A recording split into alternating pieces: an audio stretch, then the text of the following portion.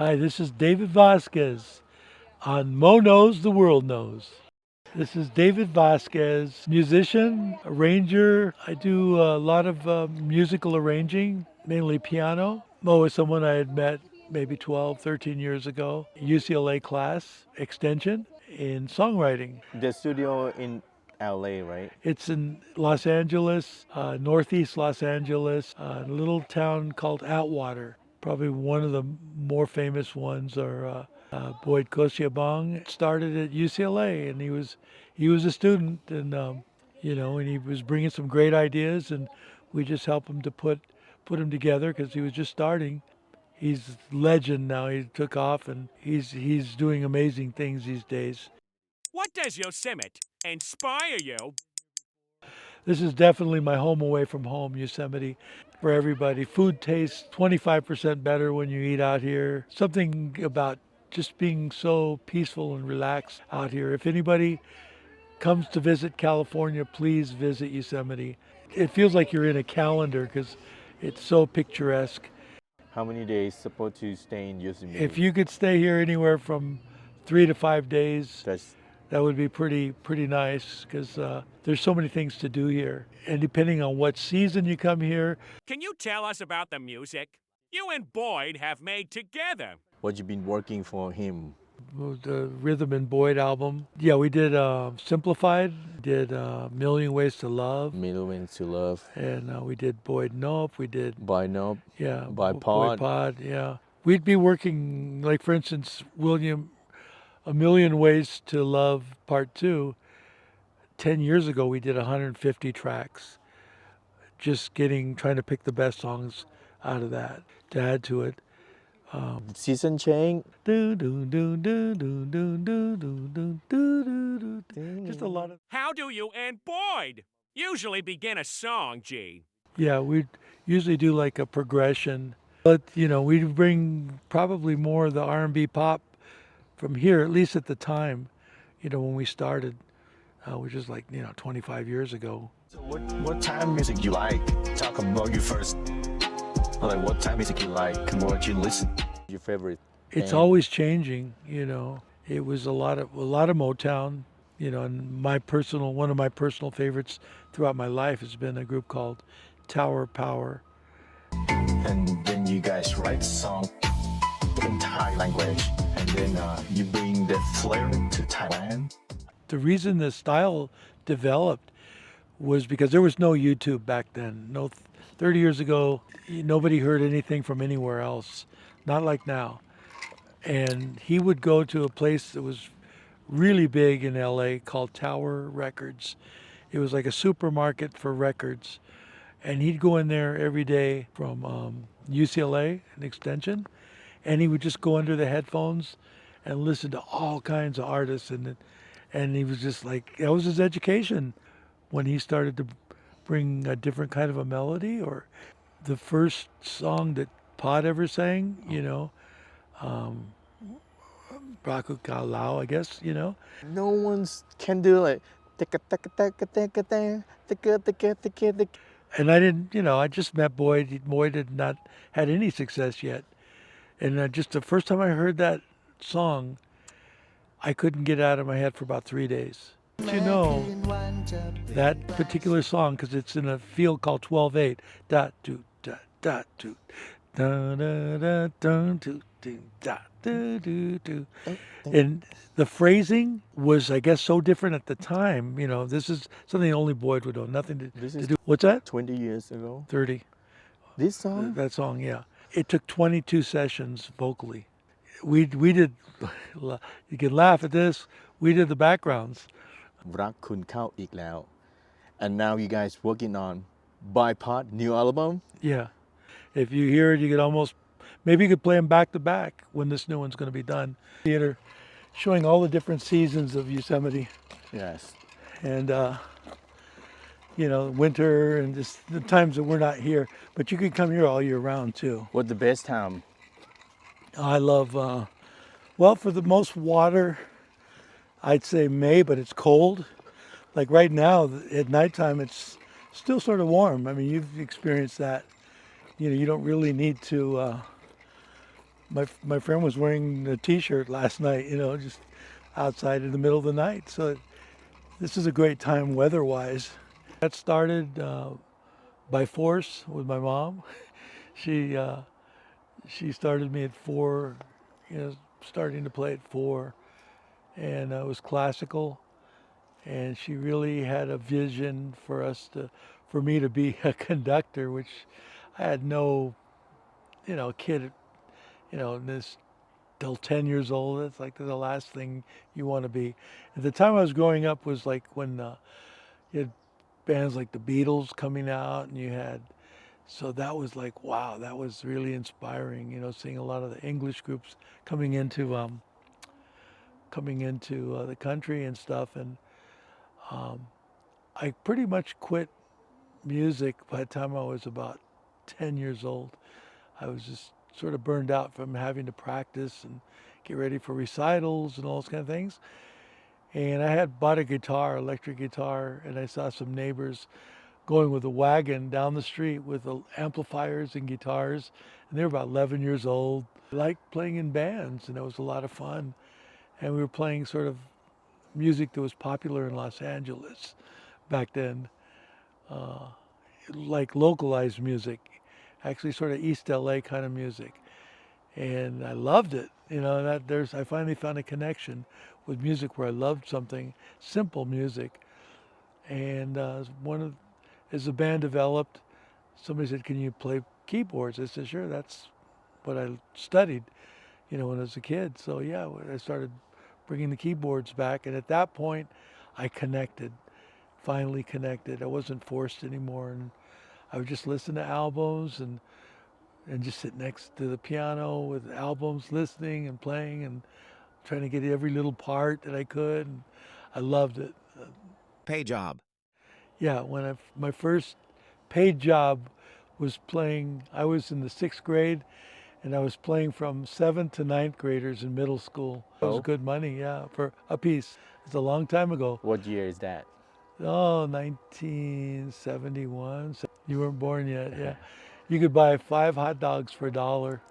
You could buy 5 tacos for $1, And then around 75, we got a record deal, and the record deal, we were being played around the country, at that point. You've been all around the country? This country, 50 to 100, 150, that was a lot of money back then. The next 10 years, we were playing for like major companies and stuff like that, for studios, and played for KBC. We'd be playing their release parties at the beach. We're playing big events, and that was big money back then.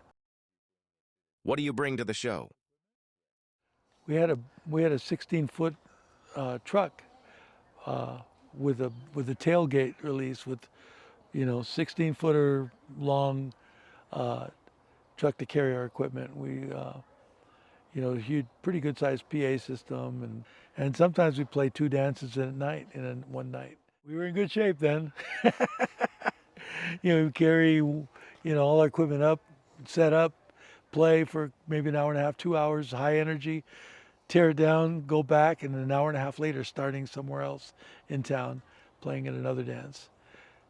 Closing somewhere, starting somewhere. A lot of fun. Yeah.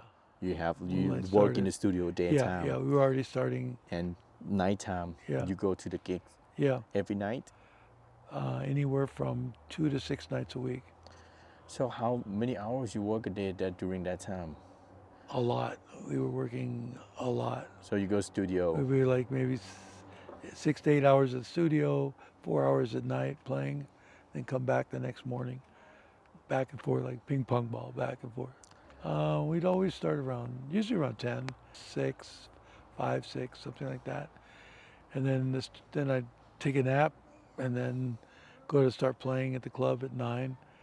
The clubs, we don't have to tear it all down, because if we're playing 2 to 6 nights a week, I just leave my equipment there. All dance songs. It was all, that's why they hired us, play dance material. And that's where I learned about sequencing. You've been working at the club and the studio for many years. How many years have you been doing that?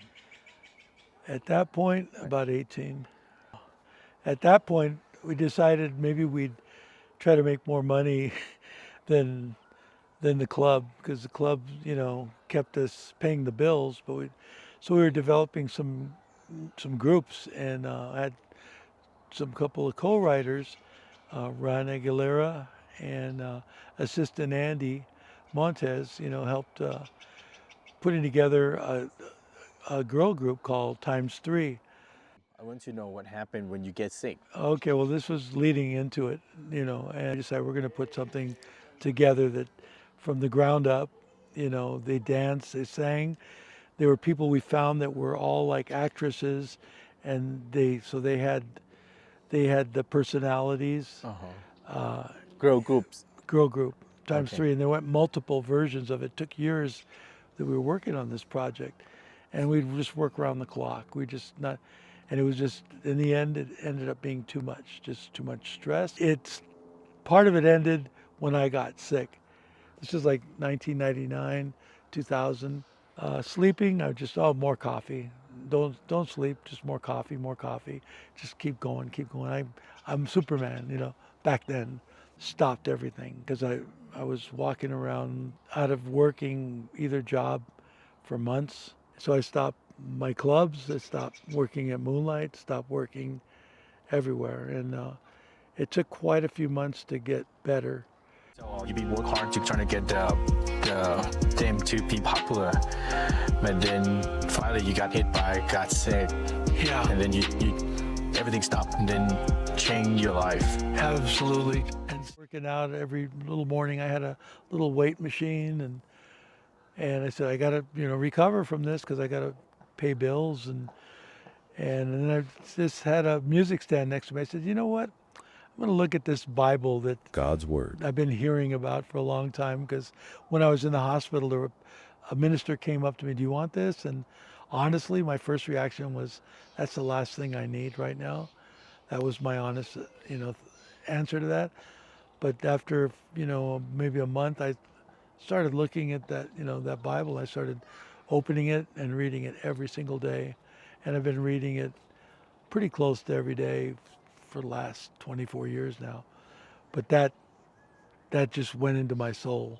That changed everything. That's what's important, what's not. What I was chasing was A goal. not worth chasing. Was A goal. not worth chasing. Yeah, this is Mo knows, the world knows เรื่องจริงจากใจ no filter no pose ชีวิตคนไทยบน American road แชร์ประสบการณ์ให้ใจคุณ grow โมรู้โลกรู้ USA where stories connect every day โมรู้โลกรู้ USA I believe in this world for. Well, once I got my priorities straight, what's important, what's not, it wasn't about money anymore. It wasn't about me and what I need to accomplish. It was really about what I could do for God, because He's kept me alive. I remember the last thing before I went into the operating room, they said, you wait any longer, you'd be gone. So I remember waking up with all these young doctors around me, said, we're going to just take you in and operate on you. So that was like, that's how close to everything I got, just calling it quits. But then, so that took me to the bottom, and that's where I needed to go, because I was too full of myself to thinking, oh, I could do it. And at that point, I started leaning on Him and not me anymore. And that's when things got a lot easier, because I would just follow to see where He wanted me to go by reading and just meditating. And things just went a lot smoother. Blessings came that I don't feel I even deserved. Things came my way. And it's sort of been that way ever since, and right now is probably one of the easier parts of my life, because first of all, the main thing, I have peace. That's so important. You can be chasing money, you could be chasing goals, and then you're competing against somebody who couldn't care less about you anyway. Just serving Him, the Creator, just seeing what He wants you to do. And when you do what you feel He wants you to do, so much easier. because I'm not that smart to begin with. So the creator of the universe giving me a way to go path and then opening doors that I didn't even know could open. I see it. I see it over and over, miracle after miracle. In fact, I have a book that I just always write down things that, like, who could believe this? Or this is all the times he's helped me out. And it goes on and on and on. Do you have things that you haven't been done in this world that you want to do if you have a chance? Honestly, just, it's not nearly as important as it used to be, and I just enjoy it more. And it's just, I think that's the thing, the peace of mind, and just enjoy. Like, I've never enjoyed playing more than I do now. And we just play for fun. The person I originally played with when I was 14, he's back in my life playing again. And it's pretty amazing because, he's also, found God, when we both have peace when we work together, both enjoy more than ever, because all that we've been through, all the ups and downs, all the mistakes, pretty comforting to know people that went through their own battles and their own, the ups and downs of life. We're pretty old now, and to be enjoying what we're doing as much as we are, that almost feels, almost feel guilty. That's part of the enjoyment. I think, I've met Mo, and I've always seen him working so hard at everything he does. And it doesn't come easy, a lot of things for him, and just like it never did for me. And I think I relate with him because of that. I see somebody that he's like a way younger version of me. I think it's hot now. All I right. want you to go somewhere. Okay, all right, okay.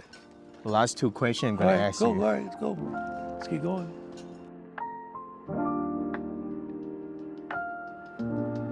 Yeah ไทยดำรงรู้โลกรู้เวเซเราเรื่องจริงแบบไม่ต้องแรงเพสไทย in America finding our way ฟังสบาย slow car every day yeah จากถนนนักสู้ถึงชีวิตจริงจากคนขับรถถึงคนทำเพลงแชร์ประสบการณ์ไม่ต้องเกรงนี่คือเรื่องจริง not a dream รู้โลกรู้ USA stay chill stay real yeah.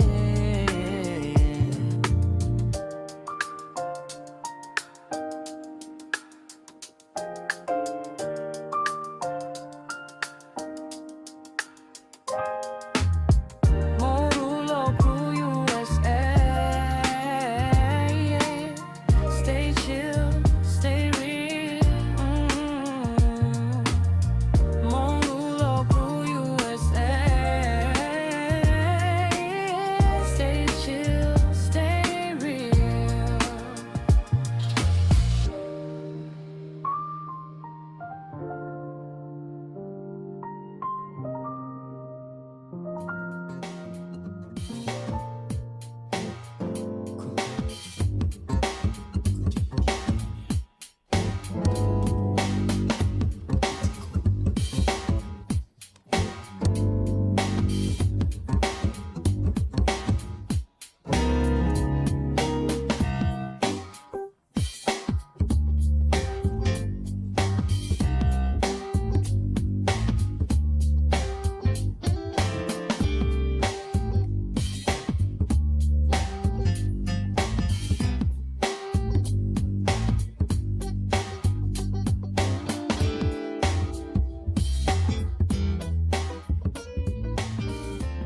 Where we are now. We're in the field, let's see, field or meadow? Sentinel Meadow.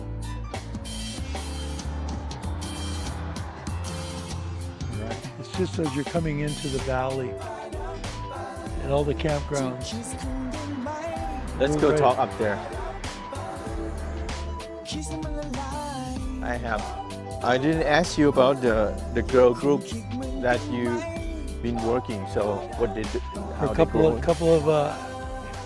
couple of years, we were working on that project and going through different people, because they were young kids and they'd have to get involved with other parts of their life, and well, it's beautiful there. We finally did 2 jobs in one day. The next morning, one was a festival at a church, and one of them was a festival out in Redondo Beach. out of street fair. And the next morning I get a call, year 2000, 1999, 2000, I get a call from a promoter who was looking for an opening act for Britney Spears at that point. And just from their 2 performances in one day, they got response because they looked right, they sounded great. They had, like I said, they had choreography, they were together. The parents all came, everybody came, and the parents all started getting greedy. The girls got along. That was a big issue with some of the earlier groups. That the girls didn't even get along. It'd always be 2 to 1. But this group, they all got along, and the parents decided they wanted something bigger and better. And so they tore the group apart. That just within 5 days of what could have been a very successful start. Britney Spears was one of the biggest things going at that time. And to be an opening act for them would have been an amazing start. But just wasn't meant to be. And at that point, I was out of the hospital, so I had no fight left in me to try to make it happen or force it to happen. And I'm not going to fight for something like that. And I remember Ron coming and saying, David, why didn't you fight on, about that? And it didn't seem important anymore. Change. Thank you. That's how you end up with that. That's how that group ended. ไทยดำรงรู้โลกรู้เวเซเราเรื่องจริงแบบไม่ต้องแรงเพสไทย in America finding our way ฟังสบาย slow car every day yeah จากถนนนักสู้ถึงชีวิตจริงจากคนขับรถถึงคนทำเพลงแชร์ประสบการณ์ไม่ต้องเกรงนี่คือเรื่องจริง It's one of the best views. Yeah, this is Yosemite Village. And if you look down here, this is where all the employers live. A lot of these houses here, they got the best view in the morning when they wake up.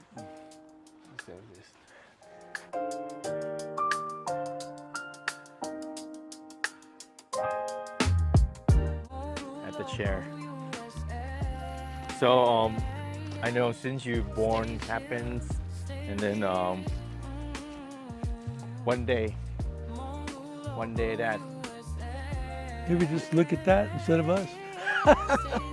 one day we have to die. Yep. And my question is, what's your song do you want to play in your funeral?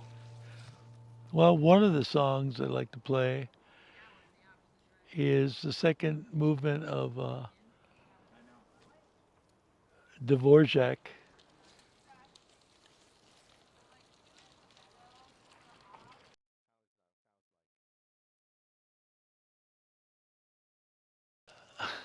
I can't really sing it, but you could play it. You could play it on the video. You could play part of that with a real orchestra playing it. I believe it's a symphony, not Symphony Fantastique, but Symphony. I'll have to look it up. But a second movement, I'll let you know. I'll write it out. What's that song meant to be? It's just very peaceful, super peaceful song. And when I think of, like, say, for instance, this, I said I used to come here with my grandparents and my parents, and even my niece. They're all gone, and I just thinking, God created this, but heaven's going to be better than this. It's going to be better than this. So I'm looking. Should be fun. Should be fun. The next stop after this stop.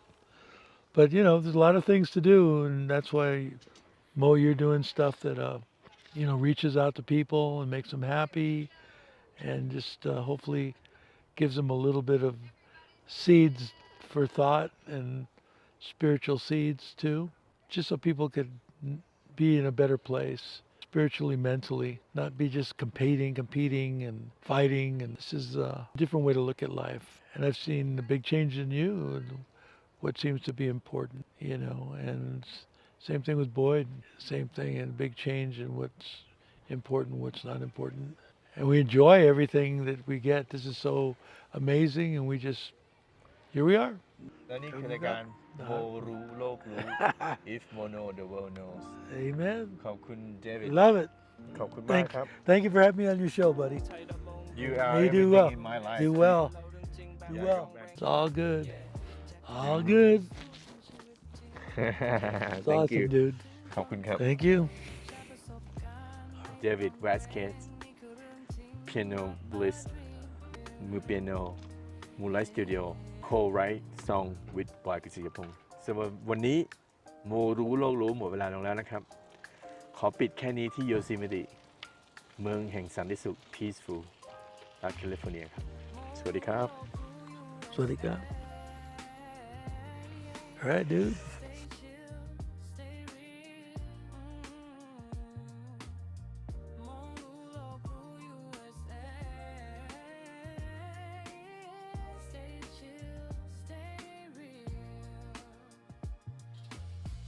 Good stuff. All right. You like You got it? it. You like it? You You feel got it, right? Yeah, yeah, yeah. Oh my goodness! Yeah. I can see your tear. I gotta listen to that song. That's mean touching your heart.